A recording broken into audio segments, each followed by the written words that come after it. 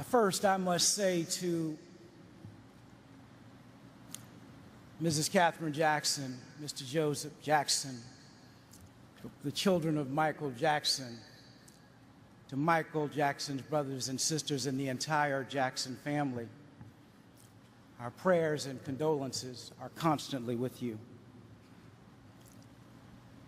My father once said that in life, one must discover what their calling is.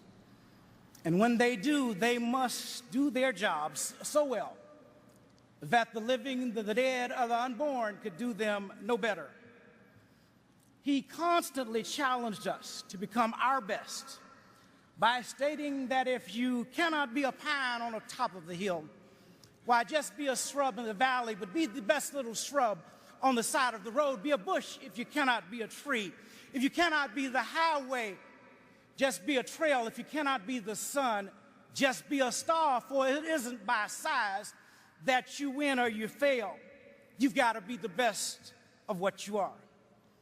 Michael Jackson was truly the best of what he was.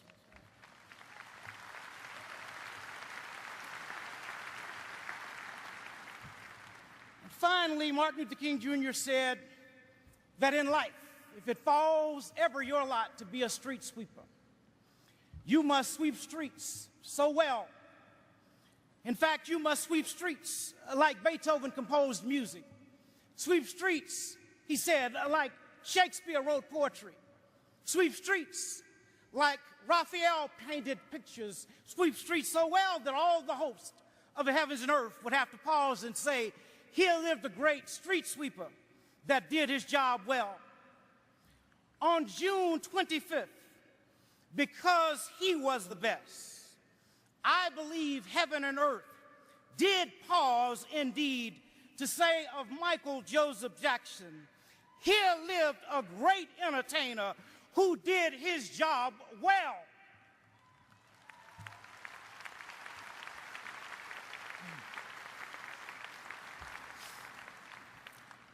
To the Jackson family, being a part of a world-renowned family who has also experienced a sudden death on more than one occasion, my prayer is that no one and nothing, public or private, fact or fiction, true or rumored, will separate you from the love of God, which is in Christ Jesus.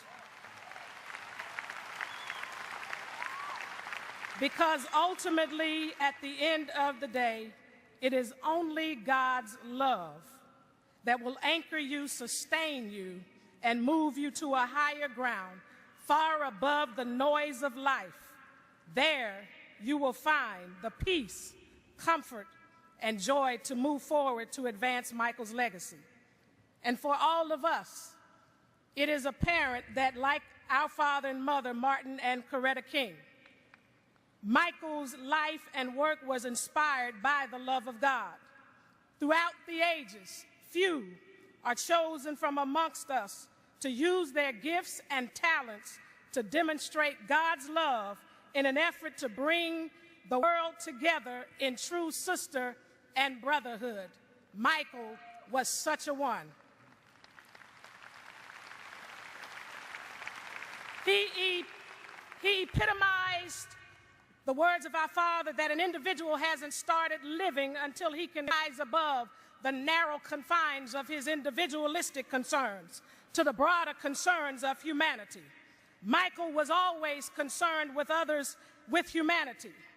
And I want the world to know that despite being embroiled in accusations and persecution, as a humanitarian, he thought it not robbery to concern himself with this world, with one of this world's other greatest humanitarians, our mother, during her illness just 3 months before her death.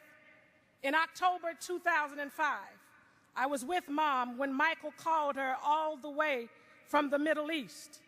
And although she couldn't speak because of a debilitating stroke, she listened as he said to her that he had been praying on his knees every day for her, that to him she was America's true royalty, and he wanted her to know if music was being played in her room because of its healing.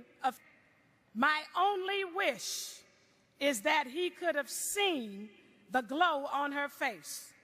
If faces could smile, as we know they do, that day, Michael Jackson made our mother's face smile in spite of her condition.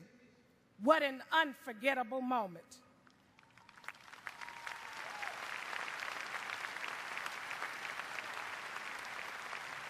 He was such a thoughtful and selfless man, full of the unconditional love of God and good works that touched and changed lives. He was indeed a shining light. Like our father Martin, and in remembrance of Michael, may we all be inspired to go and let our light shine. Rest in peace, our brother Michael.